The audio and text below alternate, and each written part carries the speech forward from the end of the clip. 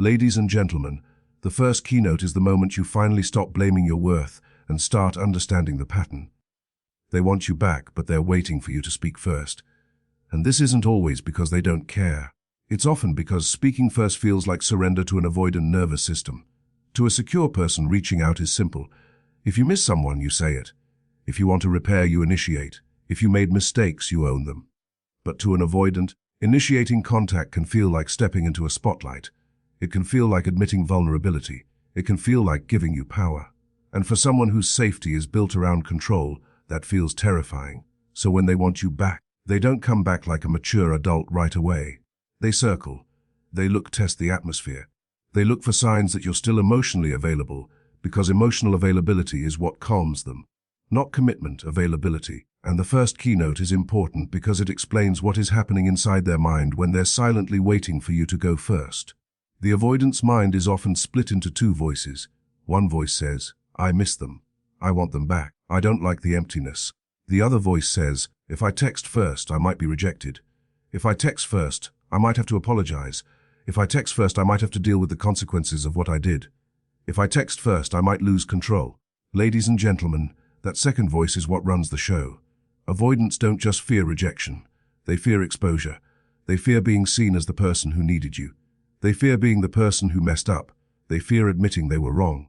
They fear the embarrassment of being vulnerable. And they fear that if they open the door, you will expect consistency, and they're not sure they can deliver it. So they create a safer plan, make you speak first. Because if you speak first, they don't have to risk rejection. If you speak first, they can tell themselves, see, they wanted me. If you speak first, they can return without fully owning the damage. If you speak first, the narrative stays cleaner in their head. They can frame it as mutual, casual. We just started talking again, instead of what it really is, a repair attempt after distance, confusion, and emotional harm. Now here's the part that your viewers will feel in their chest. The avoidant can be thinking about you constantly and still not reach out. They can miss you deeply and still stay silent. They can regret losing you and still wait. Why? Because their fear response is louder than their longing response. Longing pulls them toward connection. Fear pushes them toward control. And in avoidant dynamics, control usually wins. That's why they expect you to talk first. It keeps them safe. It keeps them protected. It keeps them in a position where they can retreat again if they feel uncomfortable. And ladies and gentlemen, this is not always conscious manipulation. Sometimes it is, but often it's automatic. It's the nervous system doing what it knows: avoid risk, avoid exposure, avoid vulnerability. Now let's connect this to what the audience experiences. You can feel them watching you. You can feel their energy hovering. You can see the random likes, the story views, the accidental presence. You can sense that they want contact, and that creates a dangerous pressure inside you. You start thinking, should I say something? If I just reach out, maybe we can fix it. If I speak first, maybe they'll come back fully. This is where keynote 1 becomes life-changing. Because the moment you start debating speaking first, you're already doing emotional labor again. You are already managing their fear. You're already carrying the courage for both of you. And a person who truly wants to rebuild does not require you to carry their courage. Now, ladies and gentlemen, I want to say something that might sting but will set people free. An avoidant who wants you back but won't initiate is telling you something important about their current capacity. They may care, but they are still prioritizing self-protection over repair. They may miss you, but they are still avoiding the discomfort of accountability. They may want the comfort of the connection, but they are not yet willing to risk the vulnerability required to rebuild it properly. And that's why they wait for you to move first. Because if you move first, they get the benefits without paying the price. They get reassurance without repair. They get access without responsibility. They get comfort without courage. Now, does that mean you must stay silent forever? No. But it means if you speak, you must speak with standards, not with desperation. You must speak with clarity, not with emotion that opens the whole door. Because if you speak first and you speak from your wound, long paragraphs, apologies you don't owe, emotional flooding, you will calm their fear instantly and teach them they can return to you without ever growing. So keynote 1 is the wake-up call. They want you back, but they're waiting for you to speak first because speaking first feels like surrender. And your power is to stop making their fear your job. The goal is not to punish them with silence. The goal is to protect yourself from restarting a cycle where you do all the emotional work and they get all the emotional comfort.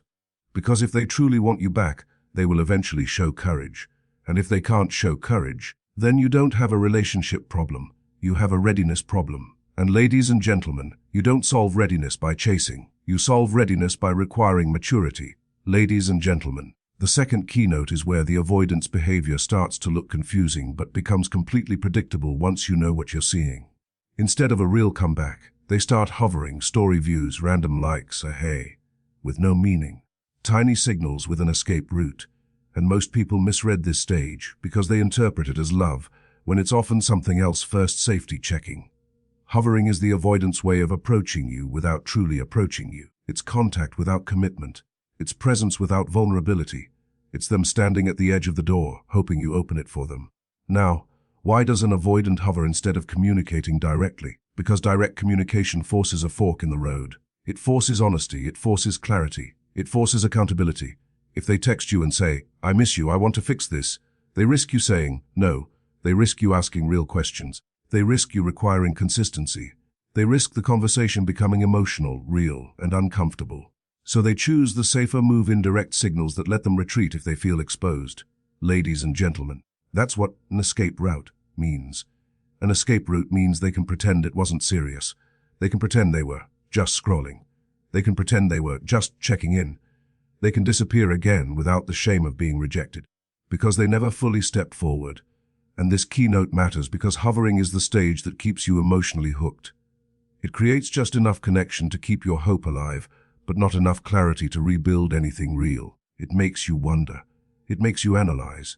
It makes you think, they're thinking about me. And maybe they are. But thinking about you is not the same as choosing you. Now, let's break down the psychology underneath hovering. When an avoidant wants you back, their nervous system is fighting itself. One side misses you.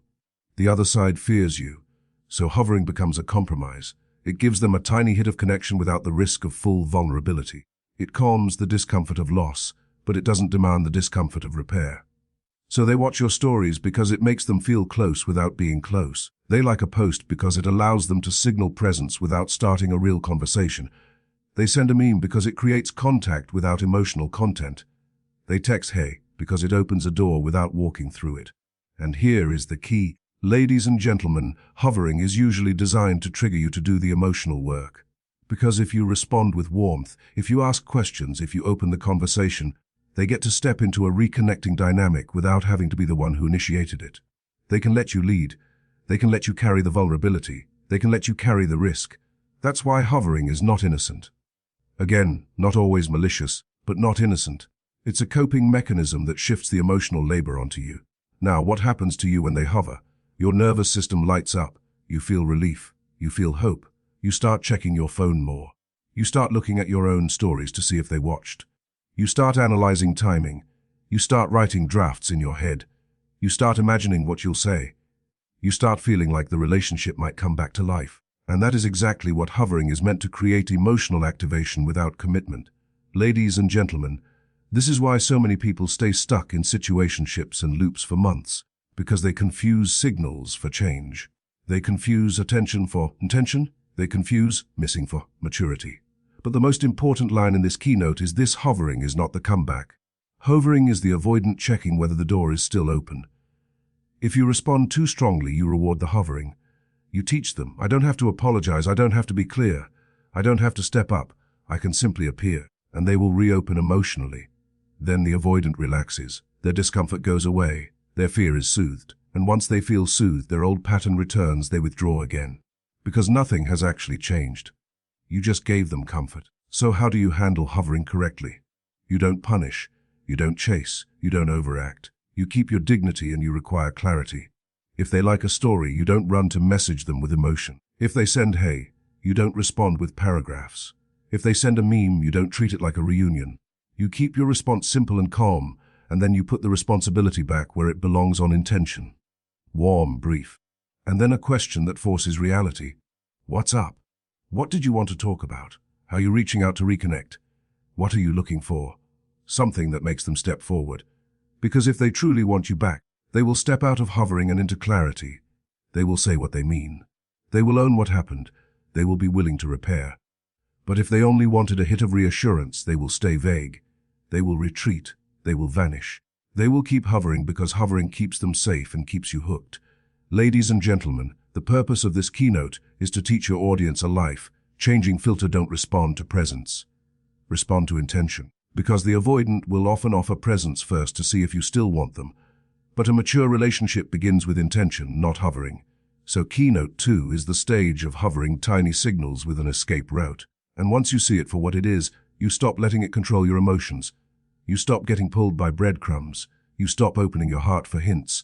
You require clarity. And clarity is exactly what avoidants fear until they're ready to grow. Ladies and gentlemen, the third keynote is where you finally see the trap in high definition, mistaking a test for a reunion.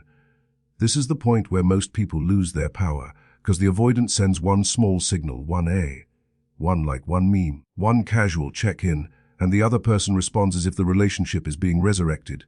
But a breadcrumb is not a comeback. A breadcrumb is a probe.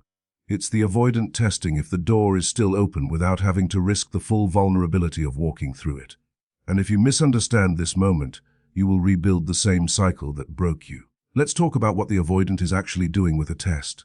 A test is designed to answer one question: do I still have access to them? Not necessarily, am I ready to repair? Not necessarily, can I show up consistently? Not necessarily, am I willing to be accountable? The test is about safety and control. It's them checking whether the connection can be restarted with minimal risk and minimal responsibility. Because to an avoidant, full accountability feels dangerous. Full accountability means admitting they hurt you. Full accountability means hearing your pain.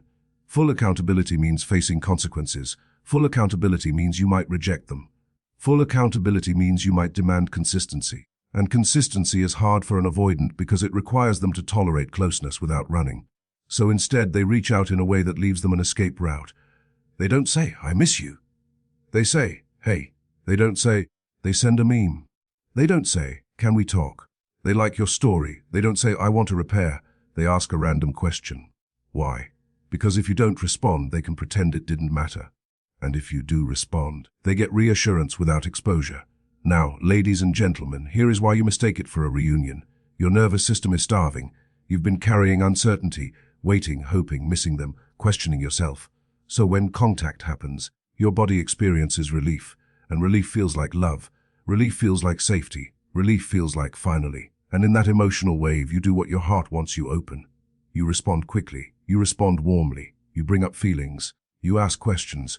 You try to reconnect. You start explaining. You start forgiving. You start imagining the future again. And that is the mistake. Because the avoidant did not have to climb the mountain. You carried them up. You did the emotional work. You re-established the bond. You restored comfort. You made it safe for them again without requiring them to show courage. So what happens next? The avoidant calms down. They feel regulated. The discomfort that made them reach out disappears. And when the discomfort disappears, their urgency disappears too. Then the old avoidant fear returns. Closeness feels like pressure. Expectations feel like a trap. Emotional conversations feel like exposure. So they pull back again. And you're left thinking, why did they come back just to leave again?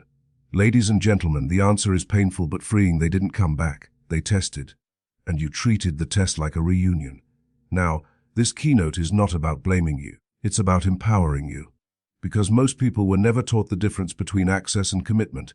They think if someone reaches out, it means they miss them and want them back. Sometimes it does. But with avoidance, the first reach out is often not a declaration, it's a temperature check. So how do you tell the difference? A test is light, vague, indirect, and low effort. It avoids the topic. It avoids the repair. It avoids naming what happened. It avoids responsibility.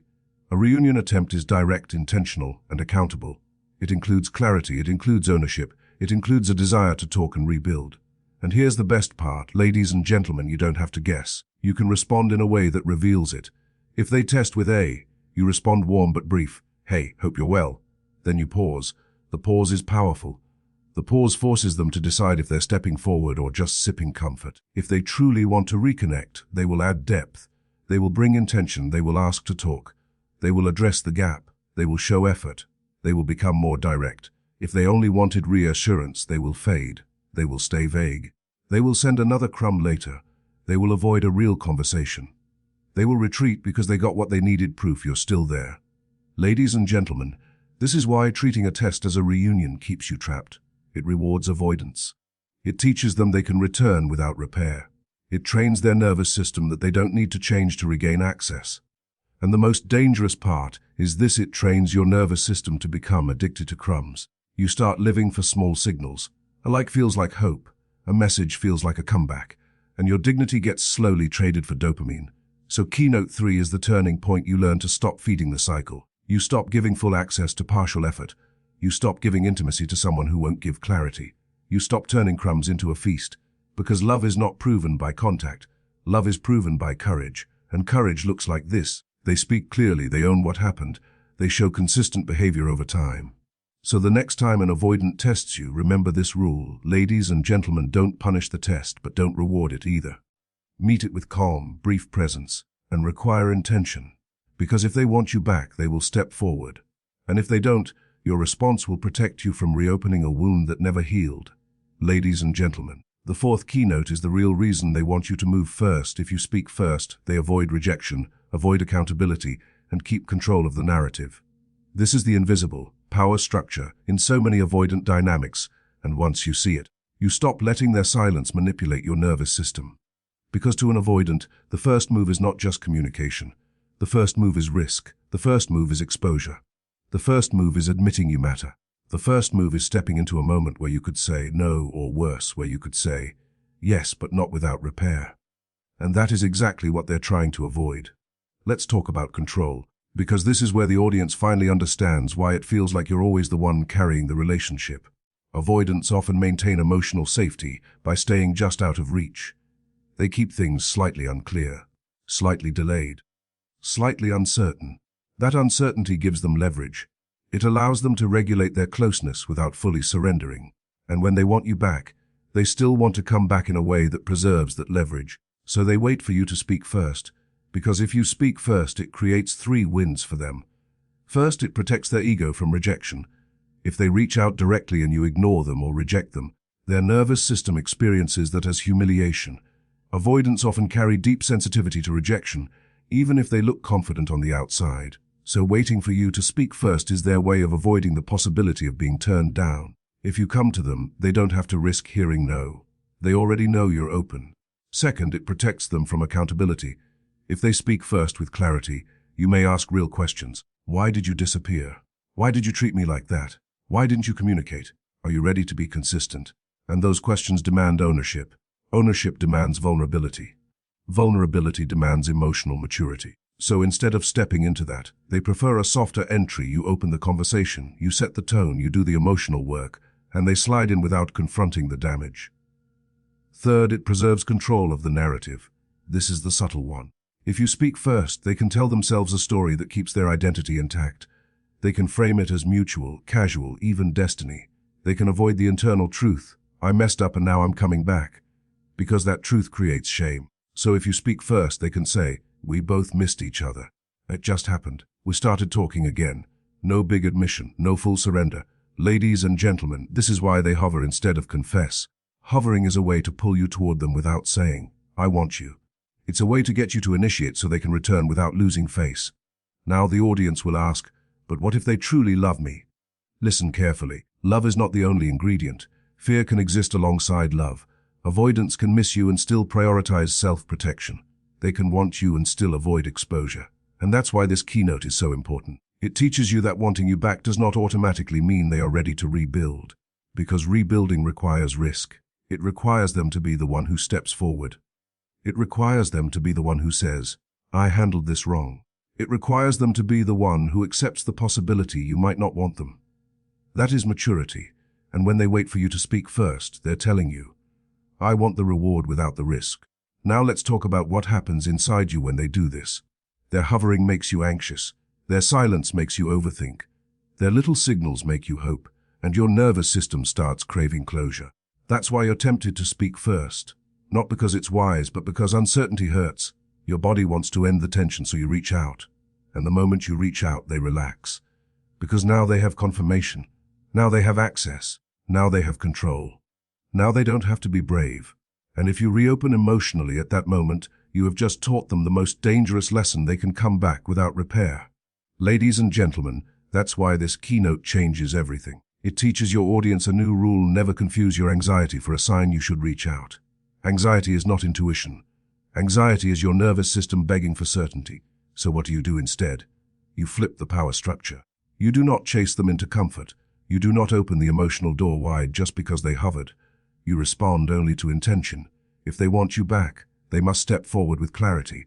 They must initiate with directness. They must show responsibility. They must accept that you might not be available. And if they cannot do that, then what they want is not a relationship. What they want is reassurance. Ladies and gentlemen, here is the lesson of Keynote 4s. They expect you to speak first because it keeps them safe. It protects them from rejection, accountability, and loss of control.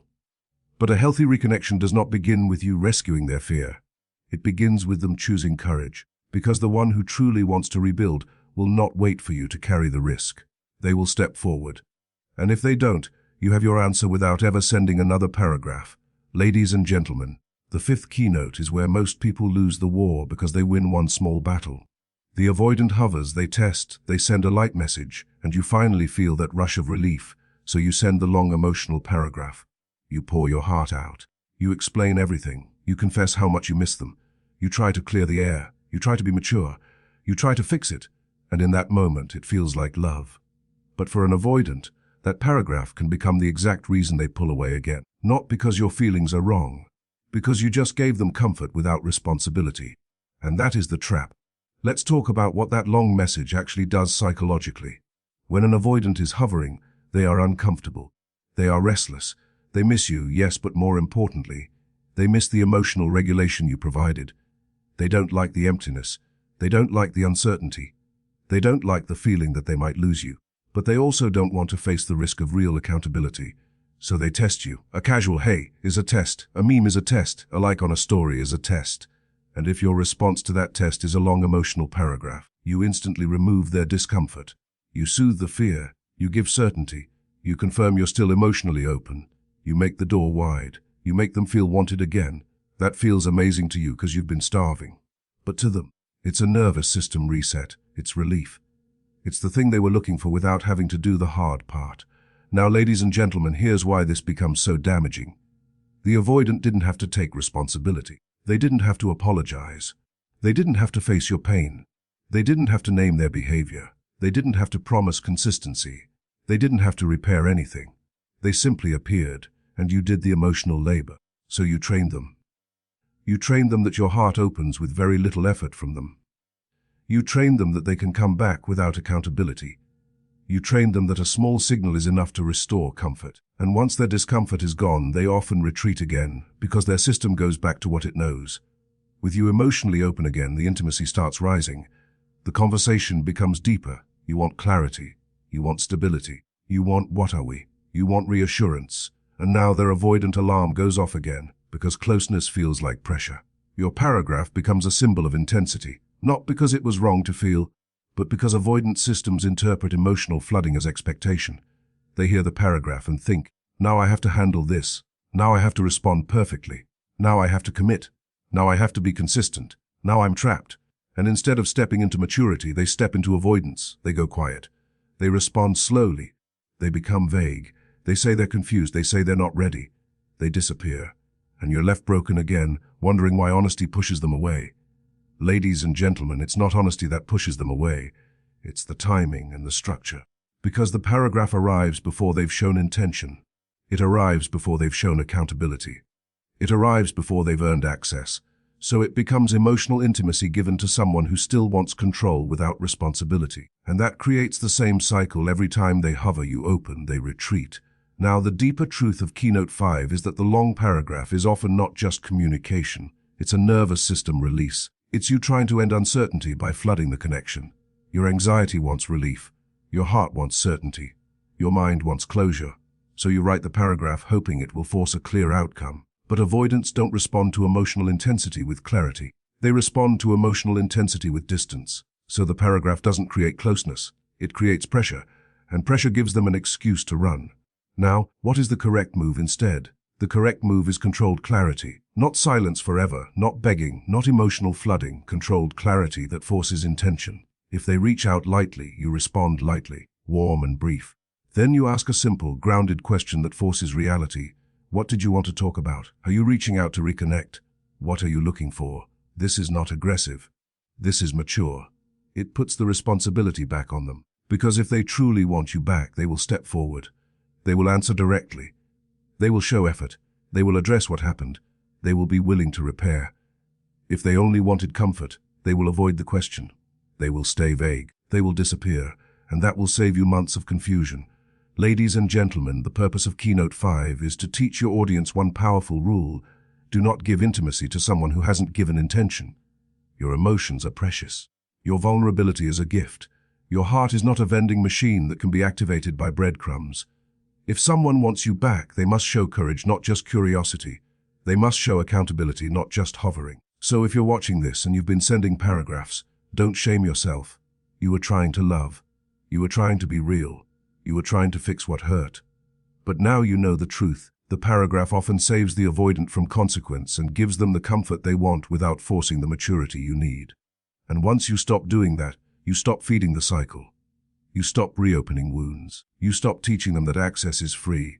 Because love that is real does not require you to beg for clarity. Real love meets you with intention.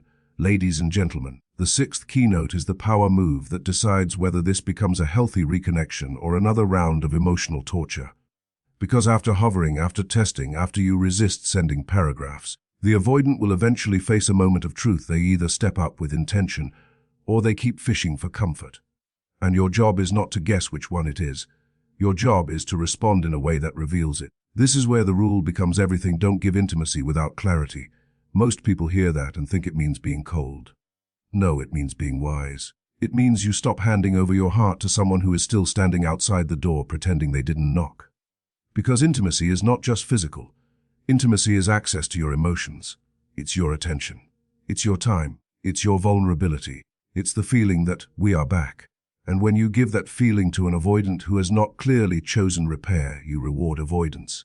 You soothe their fear without requiring their growth. So what does a powerful response look like? It looks warm, brief, and grounded.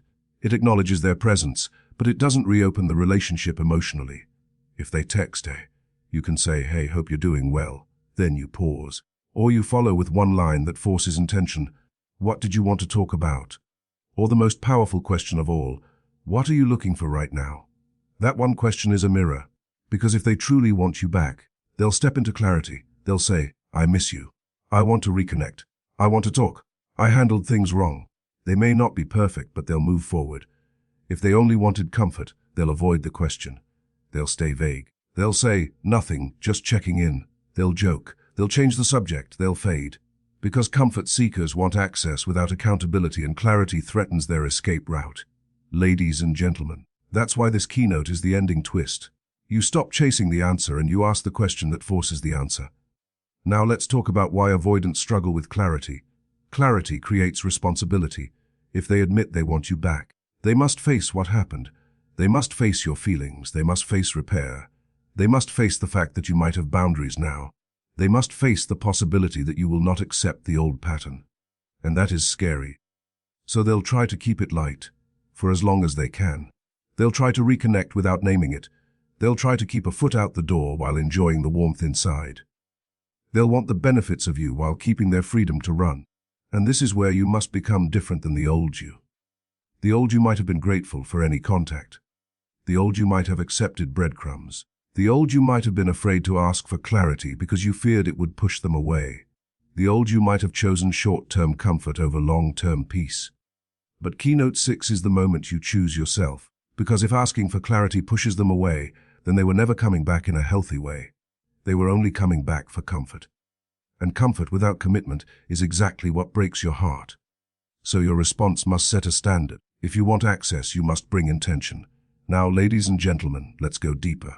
Even when they do say they want you back, you still don't hand over full intimacy instantly. Because words are easy for an avoidant in a moment of emotion. Consistency is what proves change. So the next part of this keynote is the gate access is earned through behavior.